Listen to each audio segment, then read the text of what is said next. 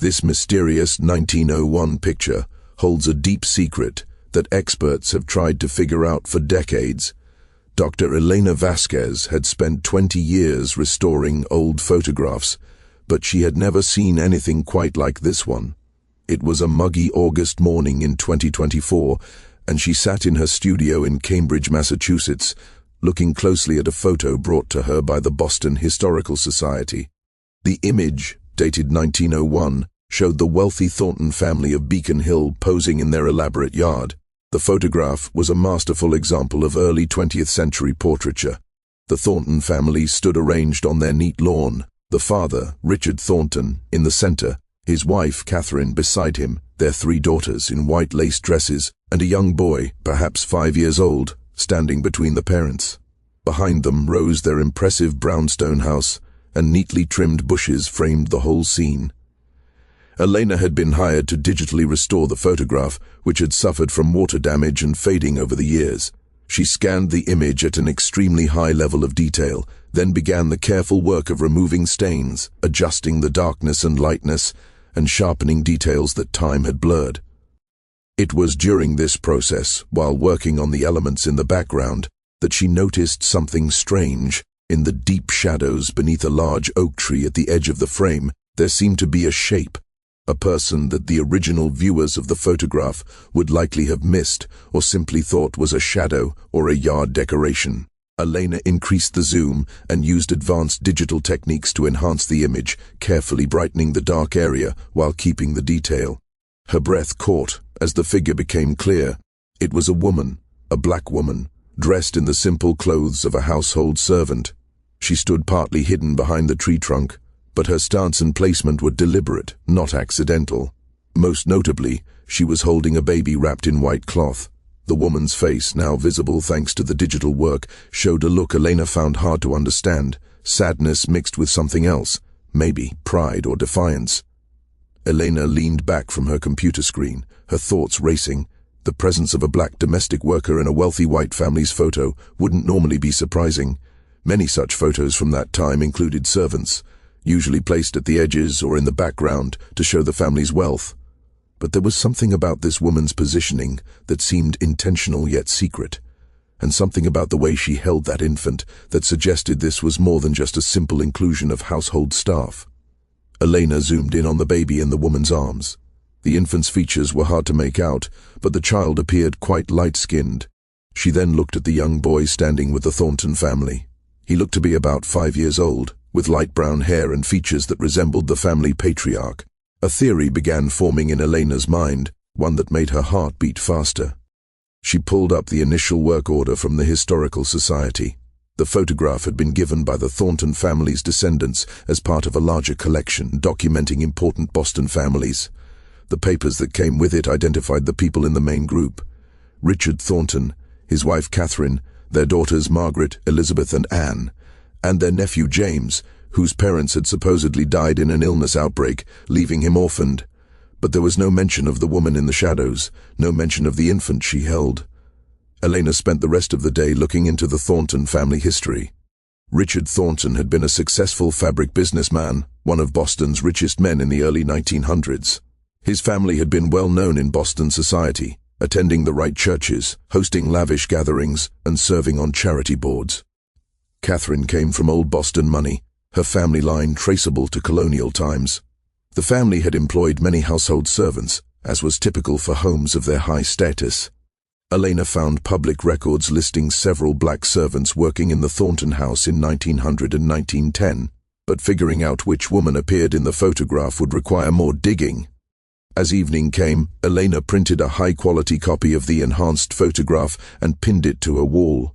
She couldn't stop looking at that woman in the shadows, at the baby in her arms, at the expression on her face that seemed to Elena like someone trying to claim something that had been taken from her, even if only through the medium of a picture.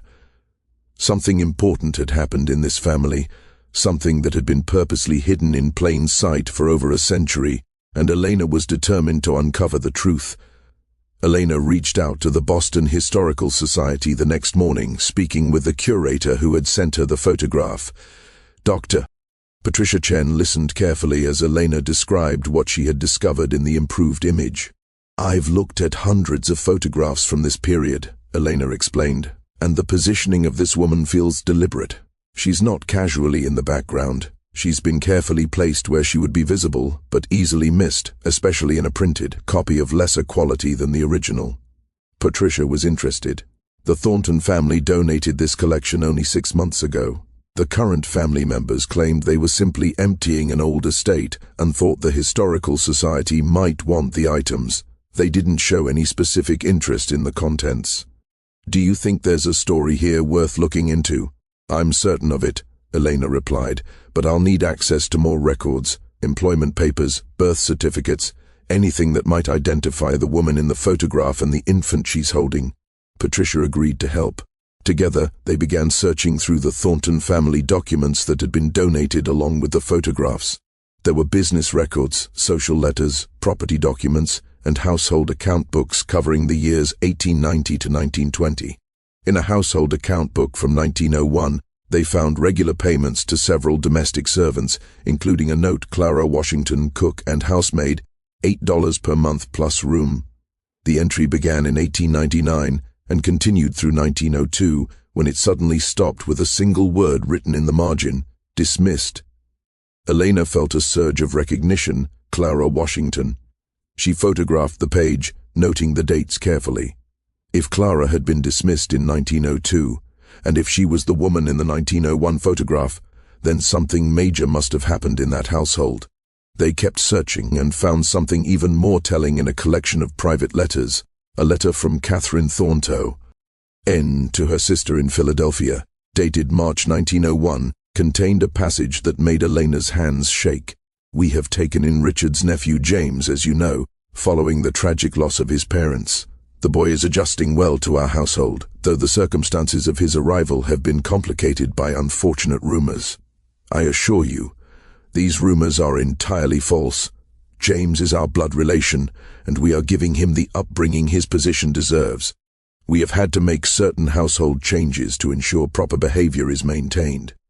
The letter was carefully written, but Elena could read between the lines, rumors, household adjustments, the defensive statement that James was a blood relation. This was a family trying to manage a scandal. Patricia discovered another critical piece of evidence in the birth records at Boston City Hall. There was indeed a James Thornton, born in February 1896, listed as the son of Richard Thornton's deceased brother. But when Patricia requested the death certificates for James's supposed parents, she found something strange. They had died in 1898, not 1896. If James had been born in 1896, he would have been 2 years old when his parents died, not a newborn orphan, as the family story claimed. "This doesn't make sense," Patricia said, spreading the documents across the table. "The timeline is wrong. And look at this. James's birth certificate lists his place of birth as Boston, but the parents supposedly lived in New York at the time. Why would the mother have come to Boston to give birth?" Elena studied the birth certificate more closely.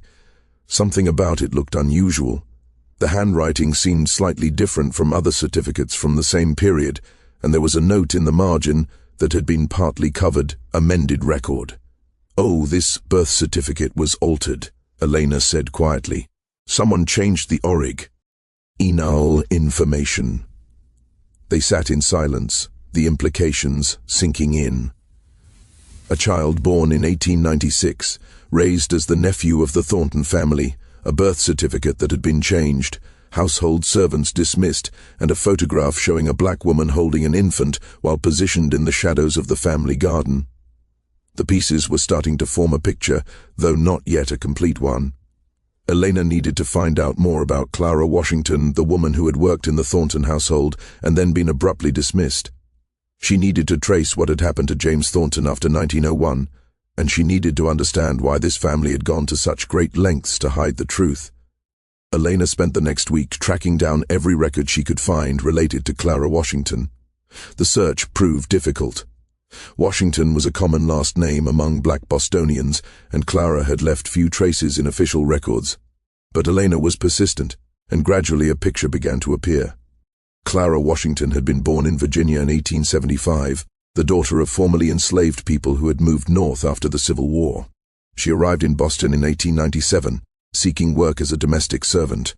By 1899, she was employed by the Thornton family, working as both cook and housemaid in their Beacon Hill mansion. Elena found Clara listed in the 1900 census, residing at the Thornton address. The census described her as single, Negro, age 25, occupation domestic servant.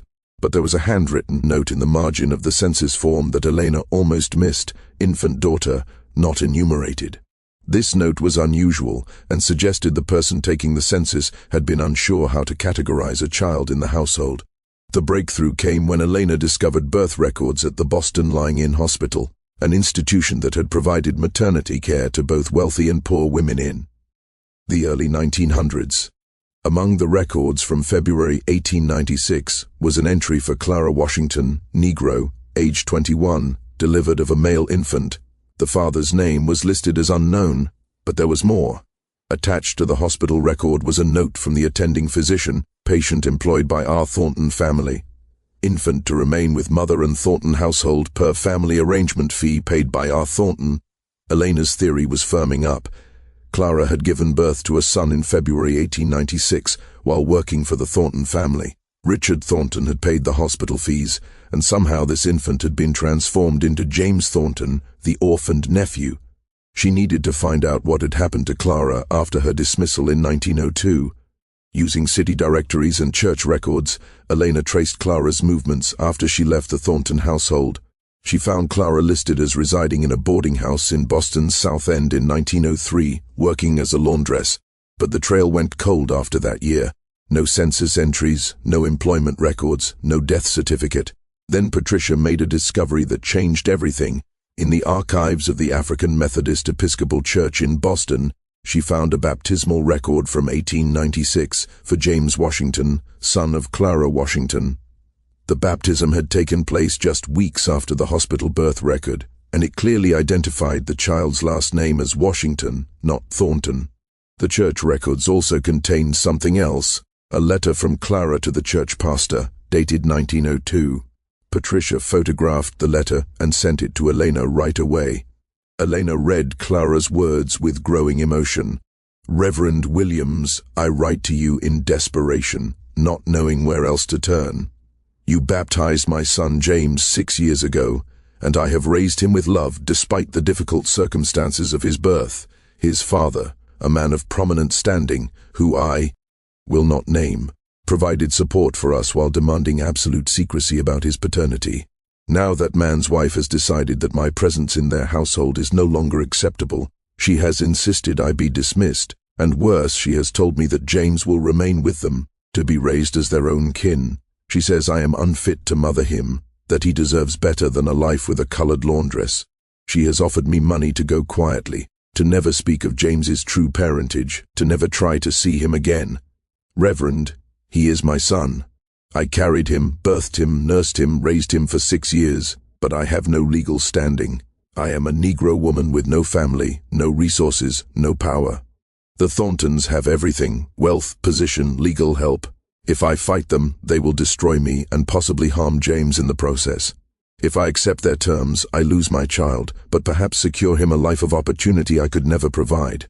I do not know what to do. I pray for guidance, for strength, for some way to do right by my son, even as my heart breaks." Elena wiped tears from her eyes. The letter was dated October 1902, just around the time Clara had been dismissed from the Thornton household. Clara had faced an impossible choice: fight for her son and likely lose while damaging his future prospects, or walk away and let him be raised in comfort and high status, never knowing his true mother. The photograph from 1901 took on new meaning. That image had been taken just a year before Clara was forced out. It showed Clara standing in the shadows holding an infant. But which infant? Could there have been another child? Or was the photograph misdated? Elena needed to look at the photograph again more carefully, and she needed to find out what had happened to James Thornton as he grew up. Did he ever learn the truth about Clara? Did he ever wonder about his origins? And, most importantly, had Clara ever tried to see her son again, or had she disappeared from his life forever? Elena returned to her studio and pulled up the enhanced photograph on her computer screen. She had been so focused on identifying the woman in the shadows that she hadn't carefully examined every single detail of the image. Now, she looked more closely at the infant Clara was holding. Using maximum zoom, Elena studied the baby's features and the white christening gown it wore. Then she compared this infant to the young boy standing with the Thornton family, the child identified as 5-year-old James. Her breath caught.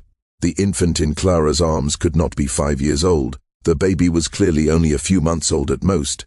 But if James was born in 1896, he would have been 5 in 1901, matching the age of the boy in the main photograph. Elena felt a chill run down her spine. There were 2 children in this photograph. James, the 5-year-old boy standing with the Thornton family as their nephew, and a much younger infant in Clara's arms. She immediately called Patricia. "There's another child," she said urgently.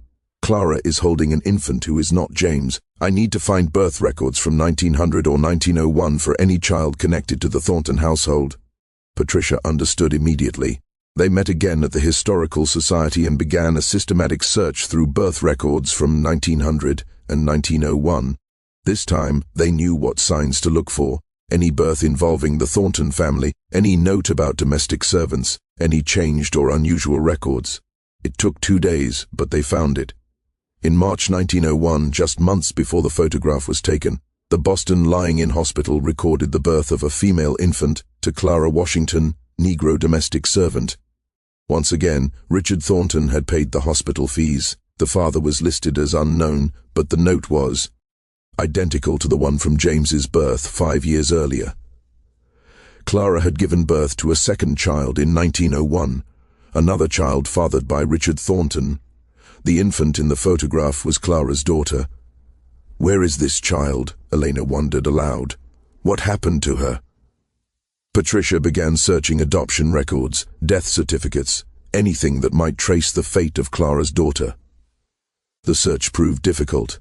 Adoption records from that era were often sealed or poorly kept, and many children born to single mothers simply disappeared from official documentation.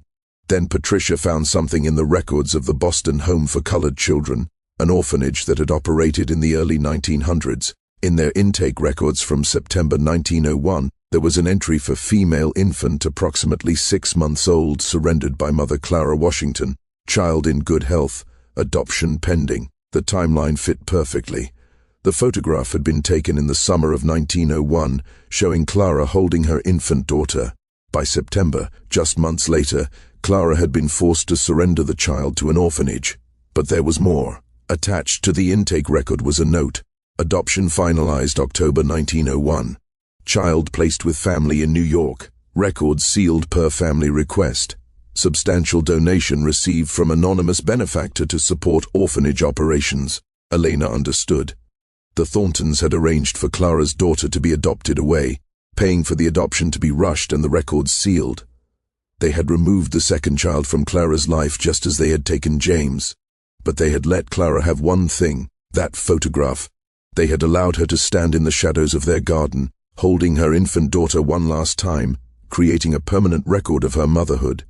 Even as they prepared to take that child away from her, the photograph wasn't just a family portrait, Elena said quietly. It was Clara's last chance to be seen as a mother, even if only in the margins, even if only in the shadows. Someone in that family, maybe Richard himself, maybe even Catherine, understood that Clara deserved at least that much. Patricia nodded slowly. But why keep the photograph? Why not destroy it if it contained proof of their secrets? Because someone wanted the truth preserved, Elena replied.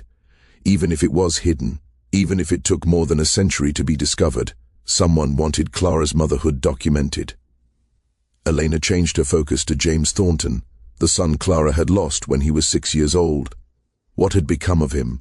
Had he lived his entire life believing he was Richard Thornton's nephew, never knowing his mother had been dismissed from the household when he was a child? She began with public records, tracing James through the decades. In 1910, at age 14, he appeared in the Thornton household, listed as nephew, attending preparatory school. By 1920, at age 24, he had graduated from Harvard Law School and was working at a Boston law firm. The 1930 census showed James Thornton aged 34, married to a woman named Elizabeth, living in Boston's Back Bay neighborhood with 2 young children. His job was listed as attorney. He had clearly achieved success and respectability, but there was something else in the 1930 census that caught Elena's attention. Under race, James was listed as white, but there was a small note in the margin, so tiny it was barely visible. That read mulatto amended. Someone had originally recorded James as mixed race, then changed it to white. Elena's heart raced. Had there been questions about James's racial identity? Had someone noticed that he didn't look entirely white, or had rumors about his true parentage followed him into adulthood? She searched for old newspaper articles, looking for any mention of James Thornton. What she found astonished her. In 1935, James had made headlines by taking on a controversial case, defending a black family who had been forced out of their home in a white Boston neighborhood. The case had gained significant attention because James, a white attorney from a prominent Boston family, had worked without pay to defend the black family against wealthy white property owners. He had won the case, establishing a legal precedent that weakened discriminatory housing practices. Over the following decades, Elena discovered that James Thornton had become one of Boston's most important civil rights attorneys. He had defended countless black clients, had fought against segregation in schools and public places, and had been instrumental in several landmark cases that advanced racial justice in Massachusetts. In 1954, the year of the Brown versus Board of Education decision, James had given a speech at the NAACP's Boston chapter that was covered by local newspapers. Elena found the text of his speech in the archives. "I stand before you today as someone who has benefited from privilege all my life, the privilege of education, of social position, of being treated with respect simply because of the color of my skin.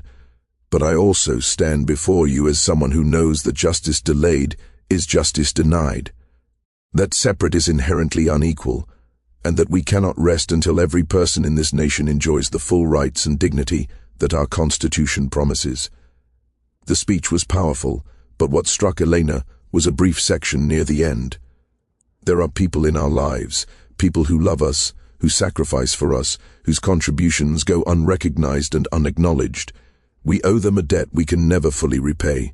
The least we can do is fight for a world where such sacrifices are no longer necessary, where love and family are not limited by the artificial boundaries of race. Elena wondered if James had known. Had he somehow learned about Clara? Had he dedicated his life to civil rights because he understood on some level that his own existence was the result of racial injustice? She needed to find out more. She needed to locate James's descendants, if any existed, and learn whether the family had preserved any personal papers or documents that might reveal what James knew about his origins. Elena located James Thornton's grandson through public records. Michael Thornton, age 68, was a retired professor of African American history living in Cambridge, just a few miles from Elena's studio. When she called to explain her research, there was a long silence on the other end of the line. "I think you should come to my house," Michael finally said. "There are things I need to show you." 2 days later, Elena sat in Michael's living room, surrounded by boxes of documents and photographs he had inherited from his grandfather. Michael was a tall man with dark eyes and skin that could have been viewed as either white or light-skinned black, depending on the observer. "My grandfather died in 1975, Michael began, and he left me a sealed letter with instructions not to open it until after my father had passed away. My father died 5 years ago, and I finally opened the letter. What I read completely changed my understanding of my family history." He handed Elena a yellowed envelope. Inside was a letter in James Thornton's handwriting, dated 1974, written when he was 78 years old. "My dear Michael, by the time you read this I will be gone, and so will your father, who never knew the full truth of our family's origins. I write to you because you are a historian, because you have dedicated your life to uncovering difficult truths, and because I believe you will understand why I kept this secret for so long. I am not who the world believes me to be. I am not the orphaned nephew of Richard and Catherine Thornton. I am the son of Richard Thornton and a black woman named Clara Washington who worked in our household. Clara was my mother, though I was raised to call her by her first name and treat her as a servant until she was dismissed when I was 6 years old. I did not learn this truth until I was 30 years old. In 1932, a woman approached me outside my law office. She was elderly, frail, and I did not recognize her. She told me her name was Clara Washington and that she was my mother. She showed me documents, my original baptismal record, a letter she had written to her pastor, and a photograph of herself holding me as an infant in the garden of the Thornton house. At first, I did not believe her.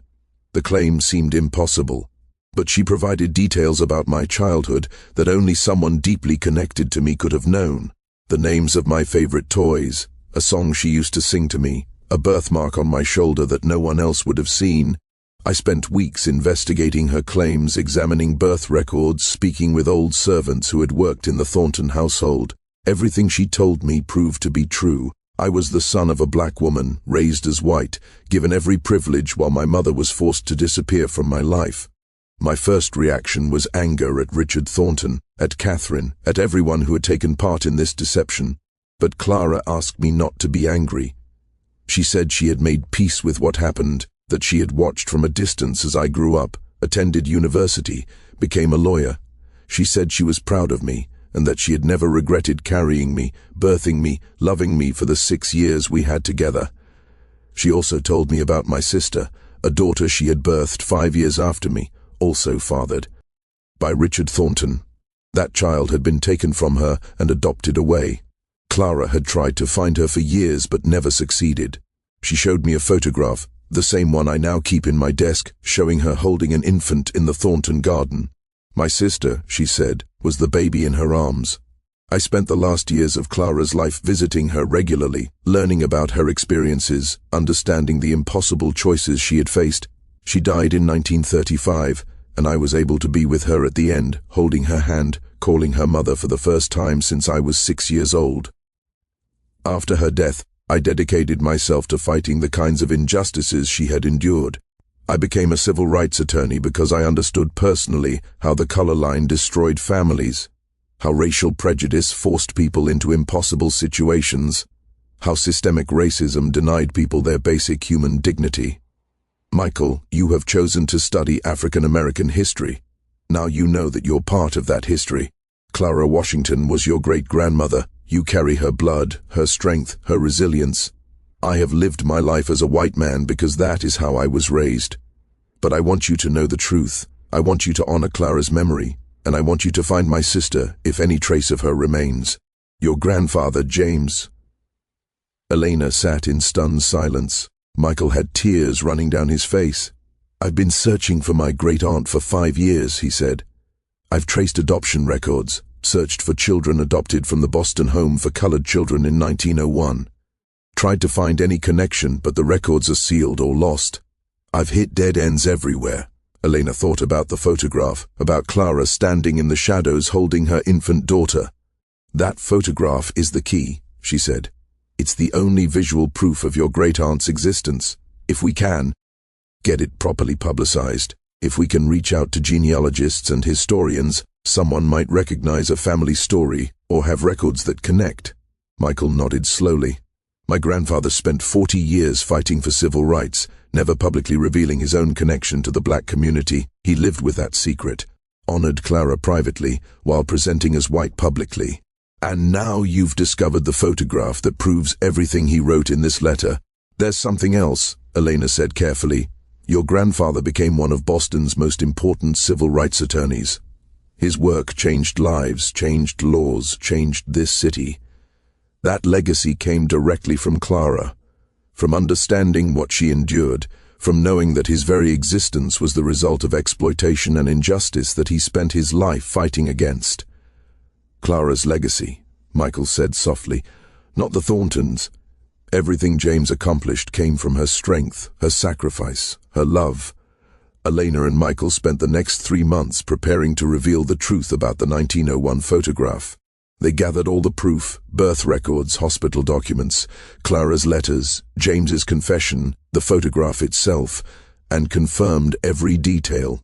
Michael contacted other family members, some of whom were shocked by the revelation, others who admitted they had always sensed there was something unusual about the family history. In November 2024, the Boston Historical Society held a press conference to announce the discovery. Elena presented the photograph, now fully restored and enhanced, showing Clara Washington standing in the shadows, holding her infant daughter, while the Thornton family posed in the foreground with her son James. The story made national headlines. Major newspapers ran articles about the photograph and the secret it had hidden for 123 years. Television news programs interviewed Elena and Michael. The image quickly spread on social media, sparking discussions about hidden histories, racial injustice, and the complexity of American families. But the most important response came from an unexpected source. 3 days after the press conference, Michael received an email from a woman named Diane Roberts in Harlem, New York. She was 79 years old, and she believed she might be descended from Clara Washington's daughter. Michael called her immediately, and what Diane told him made his hands shake. Her grandmother, who had died in 1980, had been adopted as an infant from a Boston orphanage in 1901. The grandmother had been told she was the daughter of a domestic servant who could not keep her, but no other details had been provided. The grandmother had grown up in New York, married and had children, always wondering about her origins. "But there's something else," Diane said. "My grandmother kept a small photograph that had apparently been given to the adopted family. It shows a black woman in a garden, and my grandmother always said she thought it might be her birth mother, though she could never prove it." Michael asked Diane to send him the photograph. When it arrived 2 days later, his heart nearly stopped. It was a second print of the same 1901 photograph Elena had restored, but this one had been cropped to show only Clara and the infant, with the Thornton family removed from the frame. Someone, perhaps Richard Thornton, perhaps someone else in the family, had provided Clara's daughter with a photograph of her mother holding her. It had been an act of mercy, a way of ensuring that even though the child would be raised by strangers, she would at least have one image connecting to the woman who had birthed her. Elena arranged for Diane to travel to Boston. When she arrived, Michael met her at the airport, and they stared at each other with amazement. They shared a great-grandmother. They were family, separated for over a century by adoption, by racial prejudice, by deliberate secrecy, but family nonetheless. At the Historical Society, Elena showed Diane the full photograph, pointing out Clara in the shadows. Diane wept.